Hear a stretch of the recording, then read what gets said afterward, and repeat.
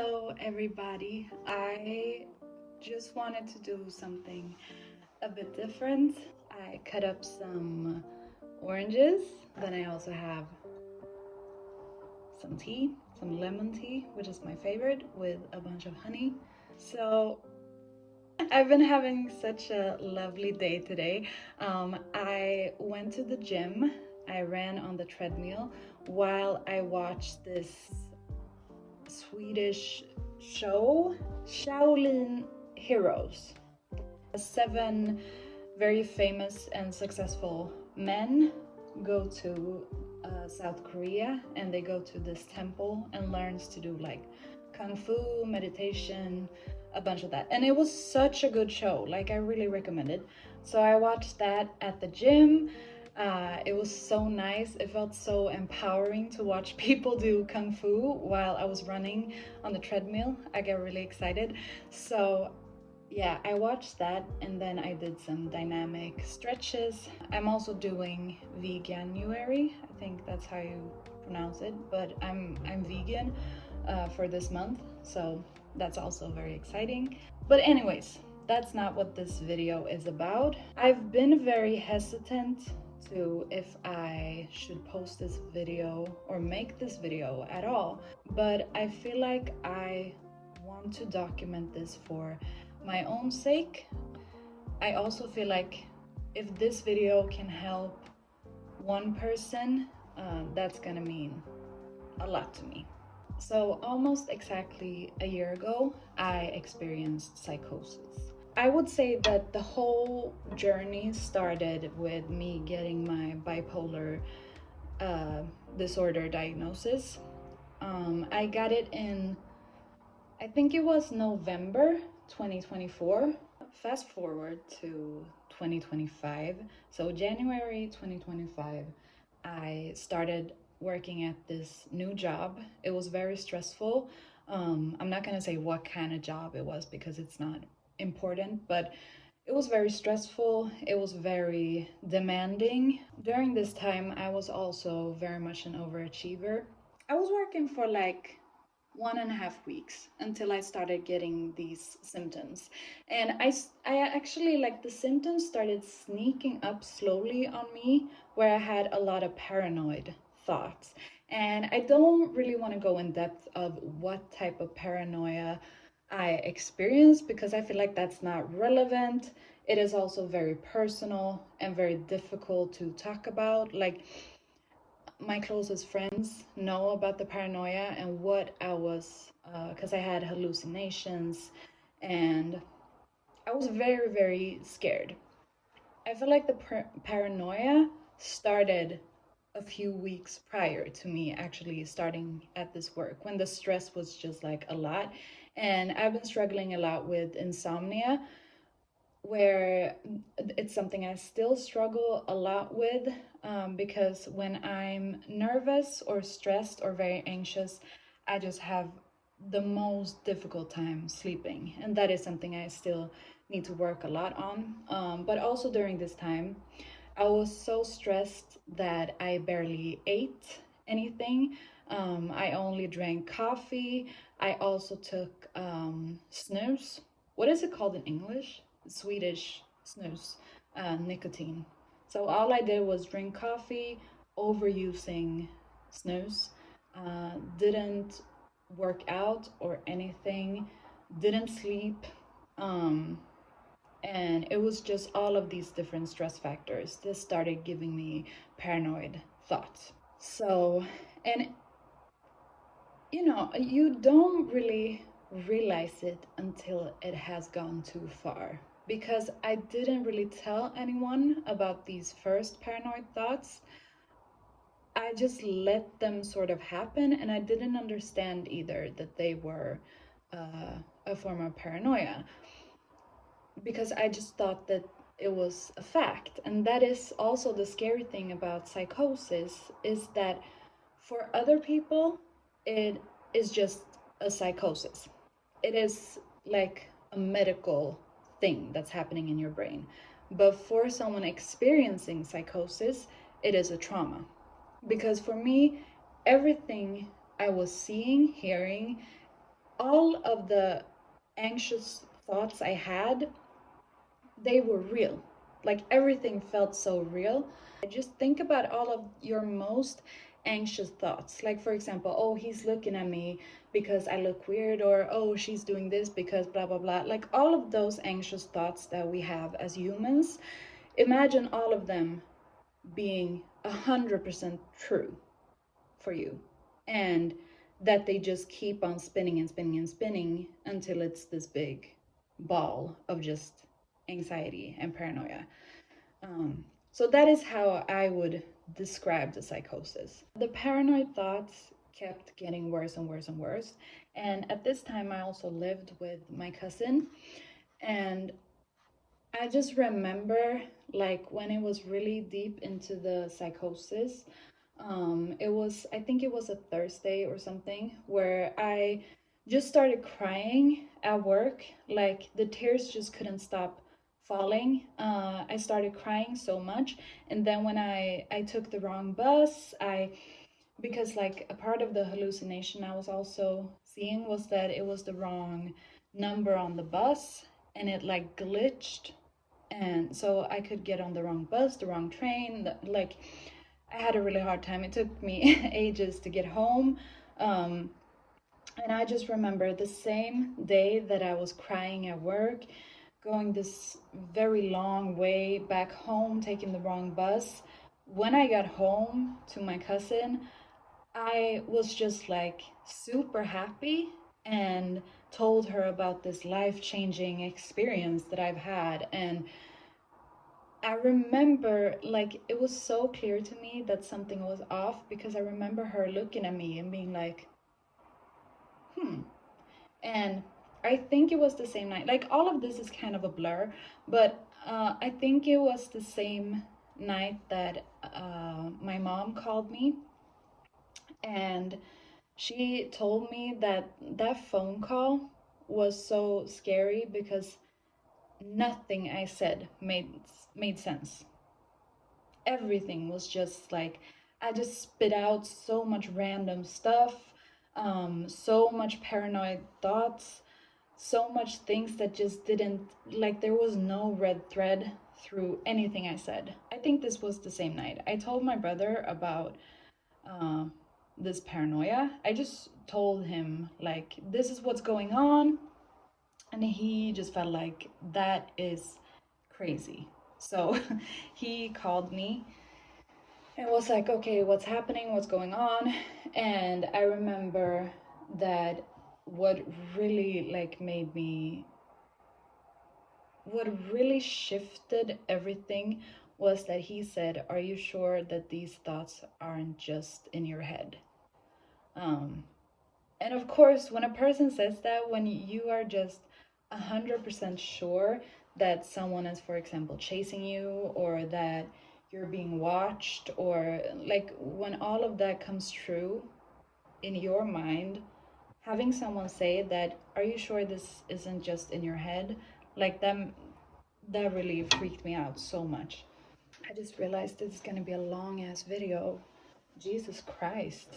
So my brother called the psych ER, and so the ER came home to me, and I remember being so scared. I didn't want to say my personal identity number, because I was so paranoid. I remember also, like a day before, there was a delivery guy coming home to me, and I was so scared to meet him up and sign some sort of document or tell him where I lived. Like, it was a big thing for me.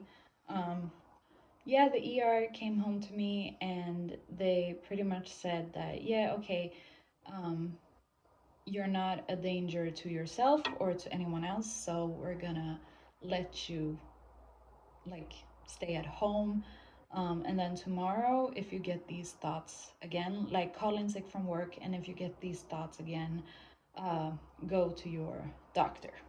I was just questioning my own sanity. I was questioning everything, because I remember also thinking that my my brother and my cousin and everyone close to me was a part of these paranoid thoughts that I had, so I didn't trust anyone.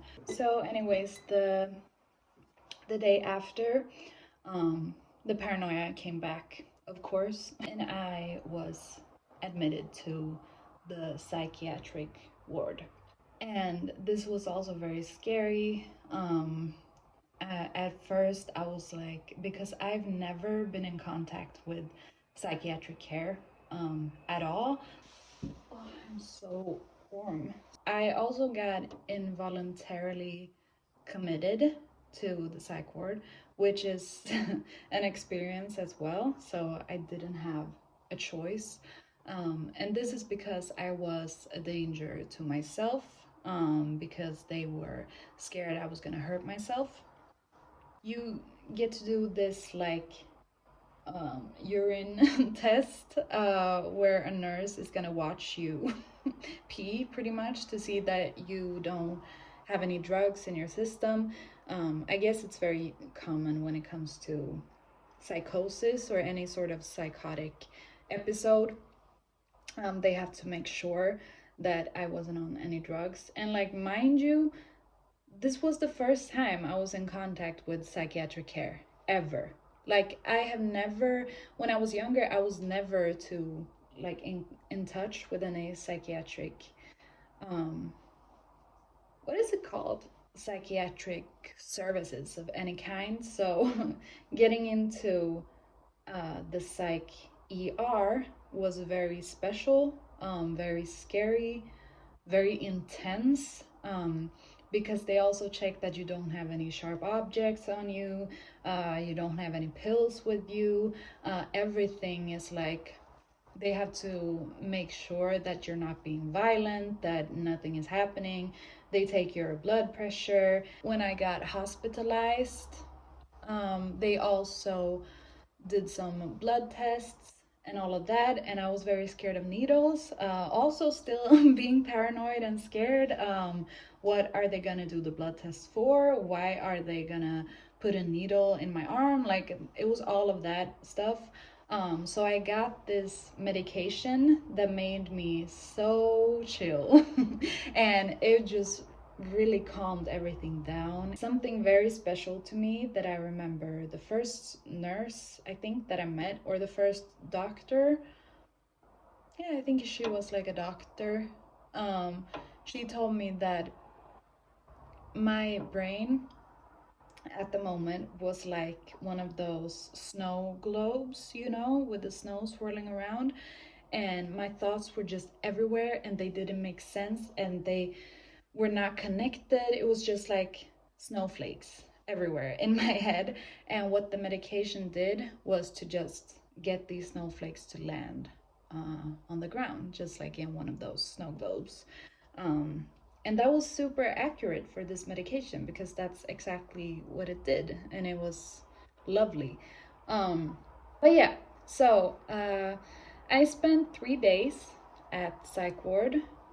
It was also a very interesting experience. The staff was so lovely. I will always remember the nurses I met there. I was so scared when I came in there, but they made me feel so comfortable, and whenever I just needed support or needed someone to talk to, I could just press a button. It was a Friday when I came in, and I had the best cheeseburger in my entire life.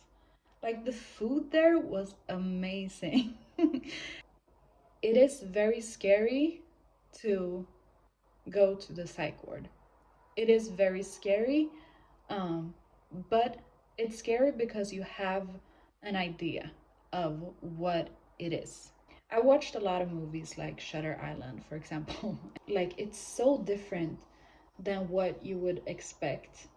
Don't hesitate to getting yourself admitted to the psych ward or going into psychiatric care, because my experience of it is that once you really need help and you feel like you can't handle life anymore, they are so wonderful. And I can only talk from my experience being here in Sweden, in Skåne, especially. Um, but yeah, the nurses and everything, wow, I just love them so much. I had to charge my phone, so I had to change setting, but yeah, we're back. The hard work definitely began as soon as I got out of there. Once I got out from psych ward, I couldn't uh, go to the store without getting panic attacks. Um, I couldn't, sorry, my cat is eating in the background. I couldn't be in big crowds. I thought that I would never be able to dance again. And I just kind of forever thought there was gonna be something wrong with me. When I was at the psych ward, I was like, okay, I just need a couple of days. I just need to rest and sleep, and then I'm gonna be all good. If you haven't been through a similar experience, you will probably never really understand how difficult it is to get back to life. Right after being at the psych ward, I had a couple of weeks where it was very difficult to just like hang out with people. And also at this time, this is when the new medications started to like come into the picture, because my doctor thought like, oh, maybe you have bipolar disorder type 1 because you experience psychosis, which is very typical for when you have type 1, because that's when you get fully manic and not just hypomanic. While just having a psychosis, talking to my doctor and being like, okay, I might have bipolar type 1,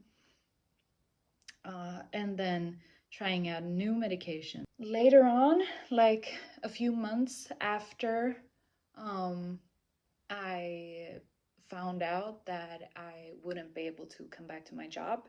So I lost my job during this time as well, which was also another layer on top of all of this, and all of these new symptoms that I've never had. Because the type of panic attacks I had after psychosis, they were next level. Because during psychosis, I always had this like buzz in my body where I was very shaky, and a lot of that was still in my body when I was recovering. But anyways, time passed and it just got worse and worse. And I think I tried 6 different medications. And it was not the time to experiment with medication. After this whole experience, I found out that I'm probably not even bipolar. So the psychosis happened in January. February, March, I was trying to recover. And I spent a lot of time with my family and just tried to do regular stuff, I guess. Then in April, I lost my job. From the start of February to May, I had daily panic attacks. I woke up every morning crying and felt scared. And this is the part that is the most difficult to talk about. I don't want to cry, but this is definitely the hardest part, because this is where I completely just lost hope. And I was going through so much pain. I've never been through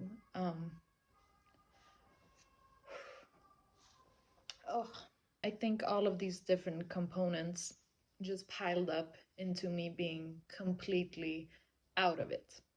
I just had the most depressive episode I've ever had in my entire life. Not only was I depressed, I also woke up with panic attacks and crying every morning. I was convinced that my friends and my family hated me. I was convinced that I didn't have a future. I was convinced that I would never be able to dance again, make music again, um, have fun again, feel joy again.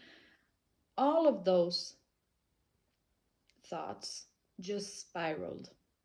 And that was my reality for like 3 to 4 months before I finally completely surrendered and went into the psych ER again. This time I was at psych ward for 10 days. So at this time I was at a different unit than the psychosis unit. So now I was at like a more, I don't know what to call it, but it was a unit for like people with different mental health issues. I think I started realizing what I needed. And also, there is so much magic from just surrendering. You will never be able to heal pain if you keep suppressing it. I found faith during this time. I also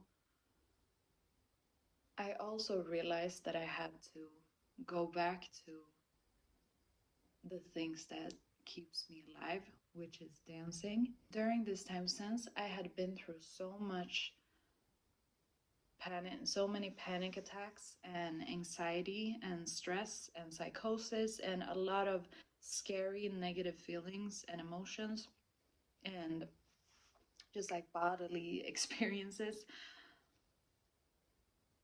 I reached some sort of state where being nervous was just a blessing. Since I had experienced so much greater pain and so much like bigger struggles, nerves was just nothing. And I remember that this is also where, because after those 10 days where I eventually got better and better, I was still terrified of going back home. I was terrified of being in my apartment, terrified of myself and my own brain and my own thoughts, and going back to old patterns. I was still terrified, but somehow I was just like, okay, I need to get back to dancing. I need to get back to doing things that makes me nervous and get out of my comfort zone. And after these 10 days at this psych ward unit, I went to something called, I guess you can call it middle care. In Swedish, it's mellanvården, which is it is heaven on earth. And for anyone that struggles with mental health issues and that have a problem with isolation, get in touch with mellanvården because this definitely saved my life. It's like going to a job. You go to this psych unit during the days, Monday to Friday. So it's like going to a job, but the difference is that there are other patients there. You get to do different activities. For example, I did something called anxiety school, where you learn about how to handle anxiety. And you get to go to these, it's like different courses, and you go to them in groups. So you sit with other patients and you can share uh, your experiences, and there are so many interesting people at these sort of units. But yeah, so this community helped me so much. It was no longer, I I actually stopped having these panic attacks, which was, it was such a victory. I could still have anxious thoughts, but I didn't have the panic attacks anymore. And that was such a win. I think that also made me so grateful. That took me closer to my faith. That took me closer to myself. And that is something I still carry within myself.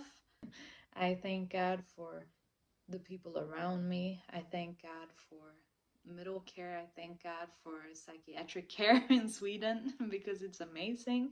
I thank God for all the nurses. I've always been dancing. I've always been singing. For those of you that don't know, I am a dancer and a musician. So dance and music has always been a big part of who I am. Um, but yeah, it was definitely also when I went through the psychosis and everything, I couldn't listen to music and I thought I would never be able to listen to music anymore. So being able to go to, because I remember that first session, like this is also crazy to me because all of this happened within the same month. So in May last year, I was I lived at the psych ward for 10 days. And within the same month, I started at middle care and then I also went to my first session in like 5 years or something. There's so much more I could say, but right now I'm just so grateful because I've gained so many opportunities within the dance community from like as soon as I got back to it, like I performed at a festival. I'm gonna have a workshop in hip hop, which I'm so excited for. I want to keep teaching because something I've dreamed of since I was young was to be a dance teacher. Um, and I can't believe that I'm actually gonna have a workshop. I have been teaching a bit before, but um, I I just feel like I'm definitely listening to my inner voice more now instead of stressing myself out at a job I don't even like, where I have coworkers I don't look up to. No shade. I'm also gonna say, which is really important, I still have anxiety. It doesn't go away, but it's definitely so much easier because I've learned coping mechanisms from surrendering and actually going to psychiatric care and getting help. This pushed me so much. The greatest teacher in your life is pain and suffering because the psychosis and the depression or the depressive episode and the pain, all of that needed to happen to get me to a place where I no longer wanted to be in my comfort zone. It pushed me to finding my purpose. It pushed me to the direction of finding my faith, my purpose. I realized that I've gotten so many gifts in my life, like the people around me. Also being able to dance and sing and make music and be a creative person, like I didn't take that gift for granted either.